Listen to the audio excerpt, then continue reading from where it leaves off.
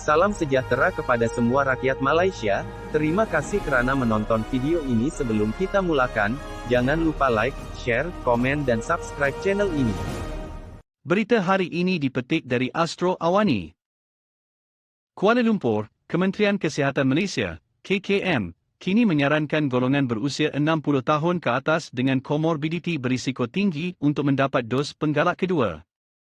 Menteri Kesihatan Khairi Jamaluddin berkata, saranan itu adalah berdasarkan nasihat Panel Kumpulan Kerja Teknikal, TWG, selepas mereka meneliti kajian saintifik, kajian kohort, serta amalan di negara-negara lain.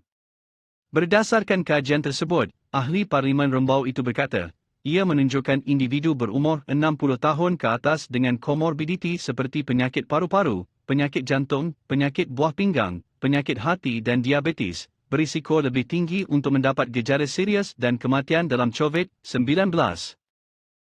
Individu berumur 60 tahun dan ke atas dengan komorbiditi berisiko tinggi boleh diberikan dos penggalak kedua dengan selang masa sekurang-kurangnya 4 hingga 6 bulan selepas tarikh dos penggalak pertama. Ini saya nak tegaskan bahawa ia tidak wajib, tetapi pilihan kepada mereka, individu 60 tahun ke atas can go for second booster. Kita akan umum bagaimana nak buat. Ini hanya option, tidaklah kita buat program seperti PIK dahulu, katanya dalam sidang media khas di Parlimen hari ini. Khairi berkata, golongan berusia 60 tahun ke atas yang tidak mempunyai komorbiditi juga boleh berbuat demikian, selepas mereka mendapat pandangan dari pengamal perubatan. Selain itu, Khairi berkata, individu berusia 12 tahun ke atas, yang mempunyai imunokompromi di tahap sederhana dan teruk boleh diberikan dos penggalak dengan selang masa sekurang-kurangnya 28 hari selepas tarikh dos kedua.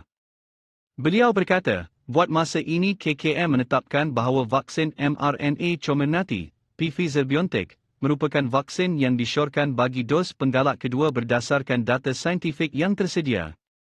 Walau bagaimanapun, katanya lagi, pelaksanaan syor terbaru itu tidak akan menjejaskan status vaksinasi lengkap individu berisiko tinggi yang tidak mengambil dos penggalak kedua tersebut.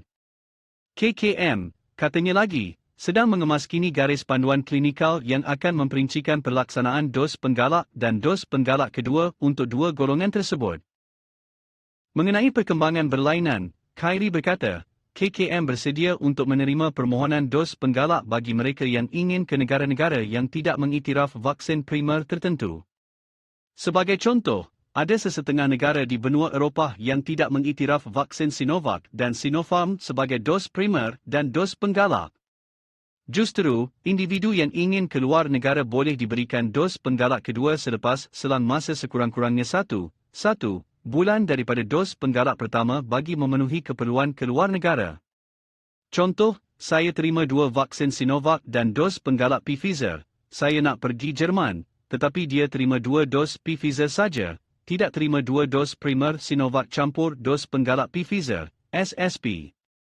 Jadi kita akan terima permohonan mereka yang akan keluar negara untuk dapat dos tambahan Pfizer, katanya lagi.